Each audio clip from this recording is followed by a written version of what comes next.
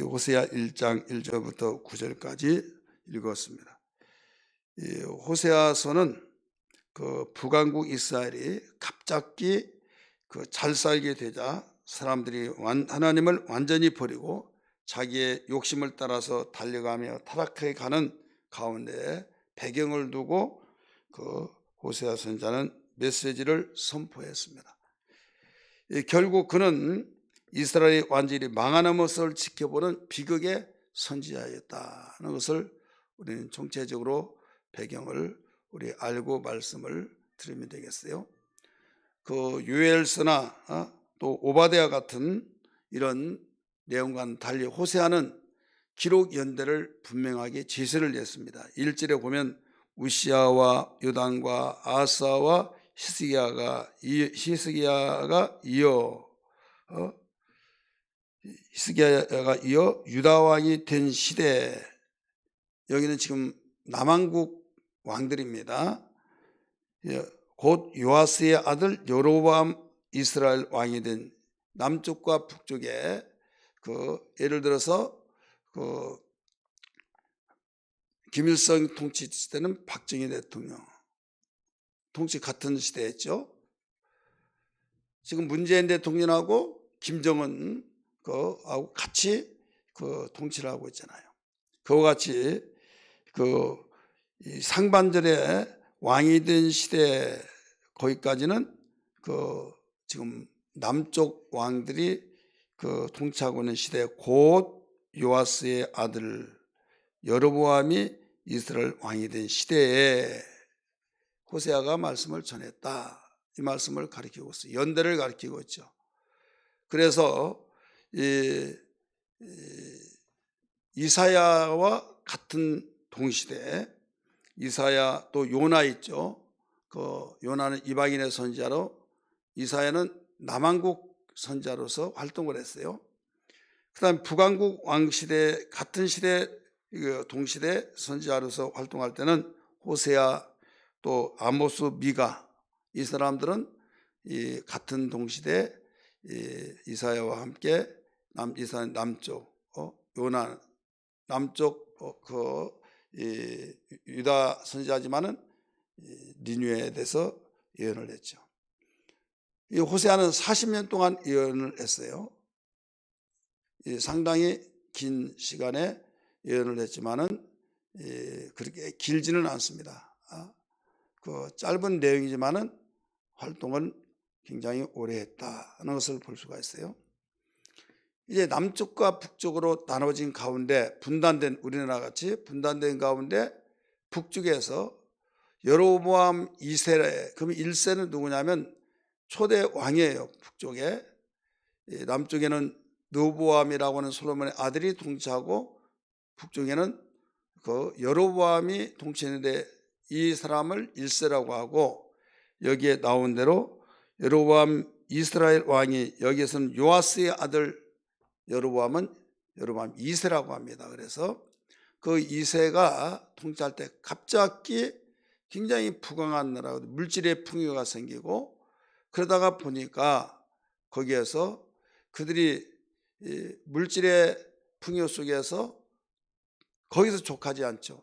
더 많이, 이게 바로 인간의 속성이에요. 하나님을 떠나서 더 많이 여로보암 1세가 어떻게 했습니까? 이 명절 때 되니까, 바로 이스라엘의 명절은 3대 큰 명절 있죠. 유월절, 또 초막절, 그 다음에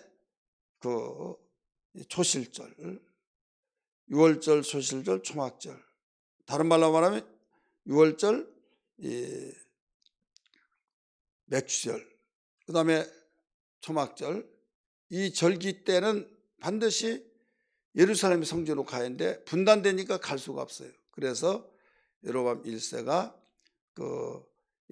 남쪽과 북쪽에 중간에다가 거기에 제단을 만들고, 하나님이 꼭 예루살렘만 있느냐 하면서 여기에서 제사를 하라 하면서 제사를 냈어요.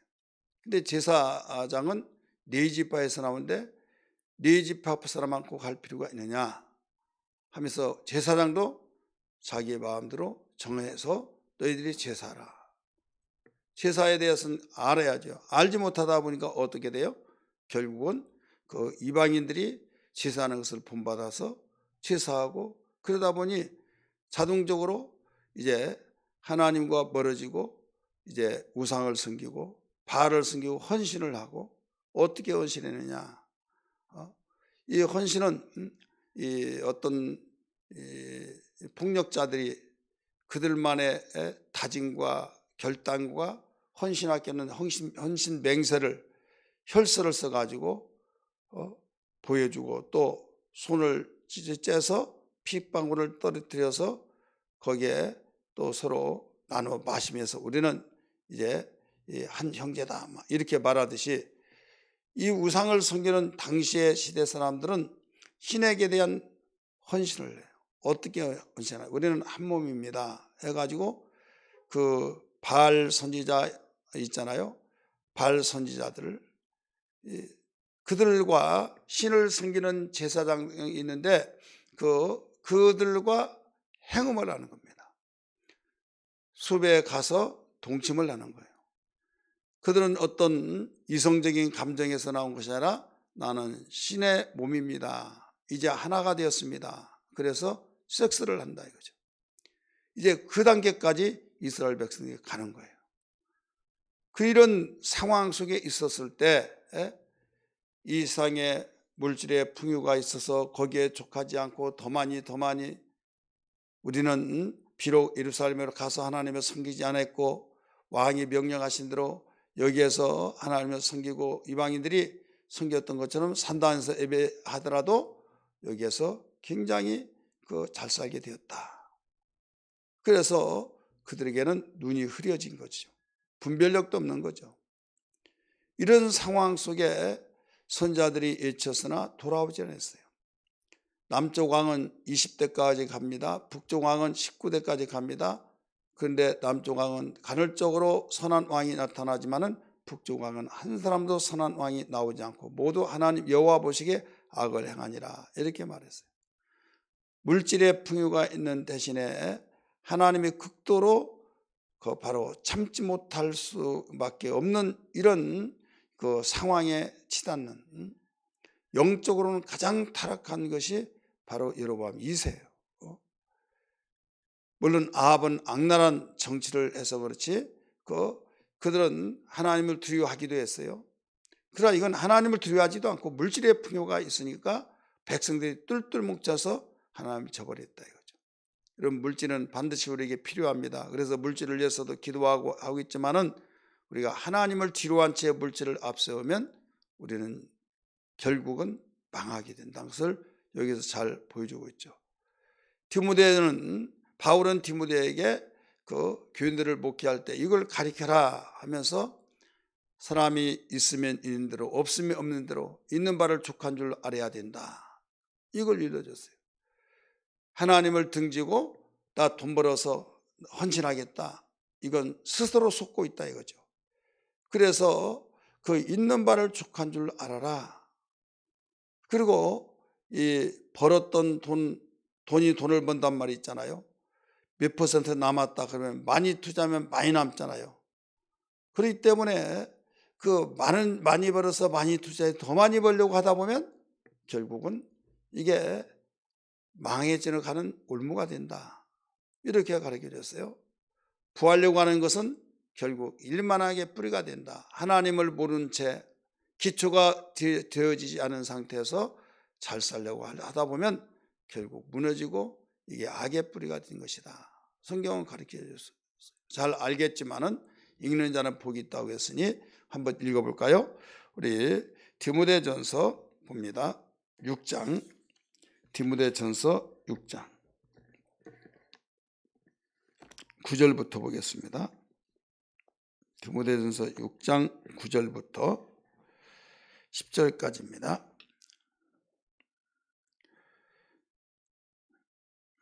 6절부터 7절부터 우리 같이 읽겠습니다. 9절부터 보려고 하는데 앞에 본 읽으면 더 유익할 것 같아요.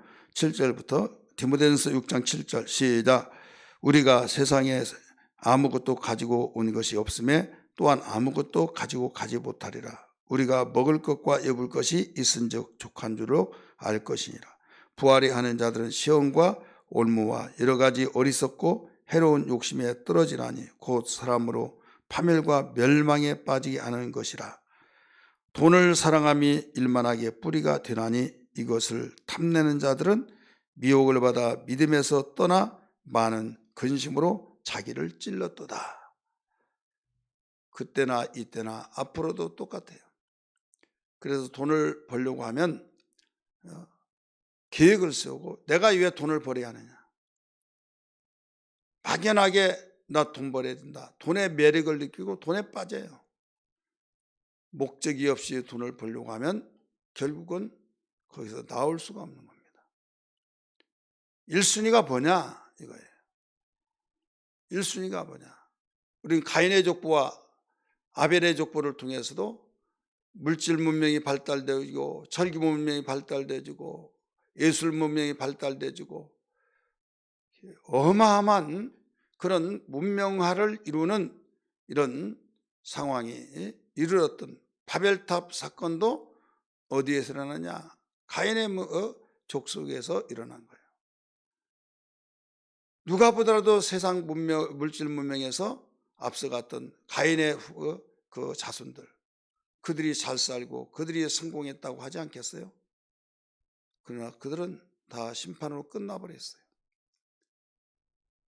하나님을 경외하는 당시에 노아만은 은혜가 있었더라. 은혜를 입은 자다. 그래서 노아로부터 다시 시작해서 나온 것이 바로 모든 세상의 사람들이에요. 하나님 없이는 은혜 없이는 살 수 없다. 이것을 잘 보여주고 있죠. 여러분 아브라함과 그 노세의 과정도 보면 알잖아요. 롯은 물질을 택해서 소돔과 고모라를 택하였어요. 아브라함은 하나님을 알았기에 네가 취하고 난 것 나머지 내가 택하겠다. 그래서 누가 보더라도 롯이 잘 되었고 성공했고 돈을 많이 벌고 그걸 결국 여기에서 성공한 것 같았으나 그는 모든 것이 다 망해졌고 부끄러운 그 가정의 역사가 시작되시잖아요. 딸하고 동침해서 자손을 낳고 물론 그는 술에 취해서 잠잤지만 딸들이 유혹해서 결국 인종을 퍼뜨리자는 명분 아래 그렇게 되었다 이거죠. 그러나 아브라함은 황무지 같은 곳에서 하나님이 함께 하시니 오늘날 아브라함이 열방의 아비까지 되어졌던 사건을 우리가 볼 수 있잖아요. 성경은 우리를 보여주는 거울이라는 걸 믿기 바랍니다. 여기에 여로보암 2세가 통치했을 때 그만큼 갑작기 물질의 풍요가 있을 때 우리에게 이렇게 복을 주신 분은 누구냐? 누구냐 이거죠. 역대 이래 이렇게 복을 받은 일이 없다. 복을 물질에다 초점을 두고 더 많은 축복을 받기 위해서는 우리가 바알신을 섬겨야 된다. 또 헌신을 해야 된다. 그래서 산당에 가서 거기서 헌신하고 헌신의 증표로서 이제는 행음을 하고 그래서 그 모든 모습을 하나님 보시고 호세아를 불러서 이 메시지를 전하기 위해서 말씀하시죠. 근데 오늘 본문에 읽었던 말씀은 이런 배경을 두고 하나님께서는 호세아에게 말씀하신 거예요. 이스라엘 백성의 첫 번째부터 말씀하지 않고 배경을 말씀하시면서 상황을 말씀하시고 호세아에게 너는 그 이 백성의 상황 속에서 음란한 여인을 택하여서 결혼하라 말씀하고 있죠. 우리 성경 2절 말씀 봅니다. 시작. 여호와께서 처음 호세아에게 말씀하실 때 여호와께서 호세아에게 이르시되 너는 가서 음란한 여자를 맞이하여 음란한 자식을 낳아라. 이 나라가 여호와를 떠나 크게 음란하였습니다. 여기서 우리 개혁성에서는 행음하였습니다 라고 행음.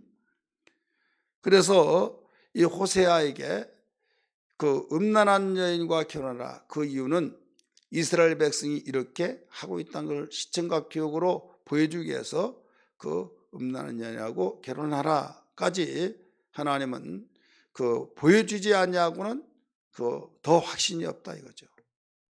그러면서 이 음란한 여인 이 고멜하고 결혼을 합니다. 고멜이 임신하여 아들을 낳습니다. 사절에 보니까 이스라엘이라고 하는 아들을 낳아요. 이스라엘은 지역의 이름도 되고 이 지역의 이름을 따라서 이스라엘이라고 하는 이름을 붙여줬어요. 하나님이 내가 이들을 돌보지 않겠다. 이스라엘 왕족 가운데서 아합의 왕조가 있습니다. 또 에후의 왕조가 있습니다. 이 아합의 왕조 이전에 에후가 일어났는데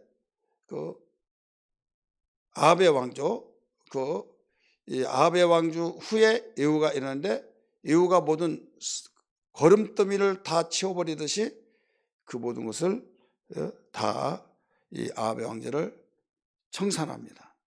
그와 같이 이스라엘 조상이 이 나라가 피 흘림이 있듯이 모든 것들을 내가 이스라엘을 이런 핏값으로 갚겠다라고 사절에서 가르쳐 주죠. 그러면서 5절 보세요. 그날에 내가 이스라엘 골짜기에서 이스라엘의 활을 꺾으리라. 그렇게 살벌했던 것을 이스라엘의 활을 꺾어버리겠다. 어디에서? 이스라엘에서. 첫 번째 아들을 낳을 때 이스라엘이라고 이름을 불렀어요. 이스라엘 이렇게 나오죠. 고멜이 또 임신을 했습니다. 딸을 낳습니다. 6절 말씀이니까 노아마라고 말했어요. 뜻을 하나님은 이스라엘을 족속을 긍휼히 여기지 않고 용서하지 않겠다. 긍휼히 여기지 않고 용서하지 않겠다. 이런 말씀을 가르쳤어요. 그런데 7절에서 그러나 내가 유다 족속을 긍휼히 여겨 그들이 하나님 여호와로 구원하겠고 활과 칼이나 전쟁이나 말과 마병을 구원하지 아니하리라 하시니라. 지금 이 시대는 분열 왕국 속에서 남한국도 타락을 해서 나라가 망할 때 구원을 하겠다 이런 말이죠. 근데 이스라엘 북쪽은 내가 구원하지 않겠다 이런 말씀을 지금 예언서니까 예언을 가리키고 있죠. 고멜이 또 누아를 낳고 젖던 후에 세 번째 아이를 낳는데 아들입니다. 노암미라 이렇게 붙였죠. 9절의 말씀 보니까 노암미 너희는 내 백성이 아니요 나는 너희 하나님이 되지 아니할 것임이라. 한 가지 알아야 할 것은 이 호세아하고 고멜하고 음란한 여인하고 결혼하라고 했잖아요. 이 음란한 여인에게서 낳은 이스라엘 또 누하마 또 노암미 이런 자식들은 다 음란한 여인이기 때문에 다른 사람의 아이입니다. 호세하고는 관계가 없는 아이들이다 이거죠. 그럴 때마다 하나님께서 이스라엘아 하라, 또 노아마라 하라, 노암마라 하라 이렇게 가르쳐 주시고 있는 거죠. 오늘 제목은 긍휼히 여김을 받는 자와 받지 못한 자 오늘 제목입니다. 여기에서 7절에서 6절 같이 한번 읽을까요? 고멜이 또 임신하여 딸을 낳으며 여호와께서 호세아에게 이르되 그의 이름을 노아마라 하라. 내가 다시는 뭐라고 그랬어요?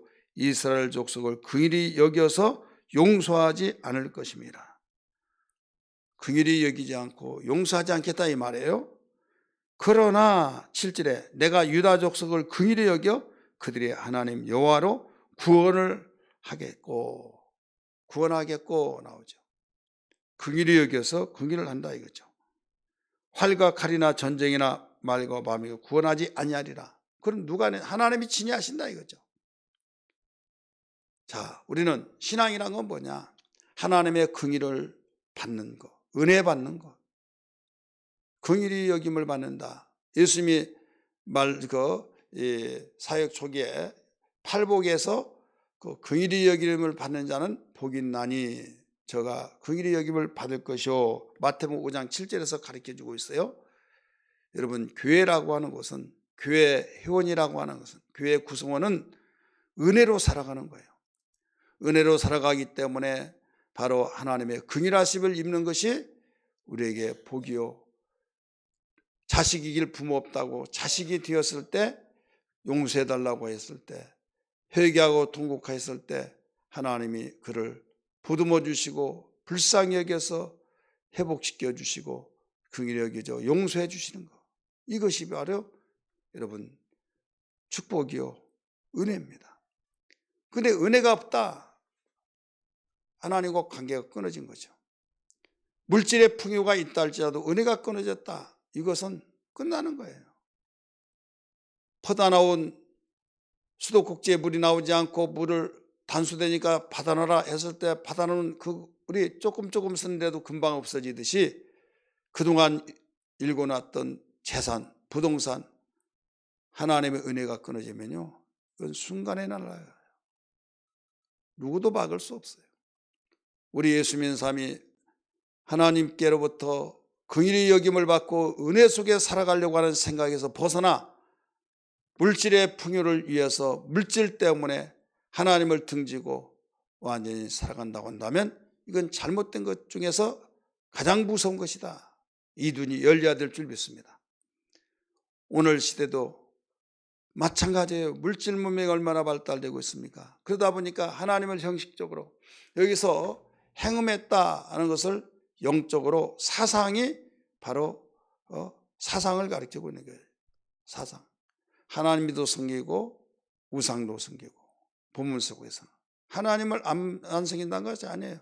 하나님도 섬기고 우상도 섬긴데 사상이 이제 어느 사상으로 바알신을 섬기는 사상으로 기울여지고, 이제는 헌신을 하고 충성맹세 하듯이 이제는 행음도 하고 신의 제사장, 바알신의 제사장들과 행음을 하고 있다 이거죠. 마찬가지지 않습니까? 영적으로 하나님도 섬기고 물질주의에 앞서서 세상을 사랑하고 분별하지 못하여서, 그래서 너희는 세상에 세대를 본받지 말라 말씀하신 거예요. 우리는 어떤 일이 있더라도 우리 하나님께서 원하시는 긍휼히 여김을 받는 자가 돼야지, 그 긍휼을 받지 못한 자가 된다고 한다면 버려진 자다. 오늘 말씀하셨잖아요. 6절에서 노와 말을 나는데 내가 긍휼히 여겨서 용서치 하지 않겠다. 긍휼히 여겨서 용서하지 않겠다. 한마디로 말해서 긍휼히 여기지 않아서 용서하지 않겠다 이 말이에요. 그러나 유다는 내가 구원하겠다, 긍휼히 여겨서 구원하겠다. 활이나 말이나 마병을 통해서 어떤 군사를 통해서가 아니다. 내가 친히 그렇게 하겠다. 그래서 여러분, 유다는 오늘날 해방되어서 지금까지 전속하고 있잖아요. 이스라엘 백성들 가운데서 아수르의 722년에 북왕국은 망해서 없어져 버렸고, 유다는 586년에 망했지만은 다시 해방되어서 나왔잖아요. 여러분, 하나님의 구원의 은혜가 있으면, 이것이 긍휼의 여기심이 있으면 축복이란 걸 두 번 다시 잊지 마시고, 우리는 사상적으로 생각 속에서도 오직 유일하신 하나님만이 내가 섬기는 뿐이다. 이 섬기는 것이 뭘로 나타나냐? 예배 속에 나타난 거예요. 예배의 중요성, 이건 하나님을, 오직 하나님만이 내가 섬기는 분이다. 이걸로 우리는 증거가 되어진 거죠. 그래서 예배를 성공시켜야 된다. 오늘 거룩한 주일입니다.